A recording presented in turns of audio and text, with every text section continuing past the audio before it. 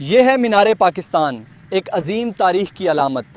مجھے یقین ہے کہ یہ جگہ آپ کو ہمیشہ متاثر کرے۔ یہ یادگار لاہور کے اقبال پارک میں واقع ہے اور اس تاریخی مقام کی اہمیت پاکستان کی آزادی کی تحریک میں بہت زیادہ ہے، جو ہمیشہ یاد رکھی جائے گی۔ یہ وہ مقام ہے جہاں 23 مارچ 1940 کو قرارداد پاکستان پیش کی گئی۔ یہ تاریخی ورثہ ہماری جدوجہد کی یاد دلاتا ہے۔ اسی قرارداد نے ایک آزاد مملکت کی بنیاد رکھی۔ اس تاریخ ساز لمحے کو یادگار بنانے کے لیے آج ہم یہاں اس تاریخی مینار کے سائے میں موجود ہیں۔ مینار پاکستان کی تعمیر 1960 میں شروع ہوئی۔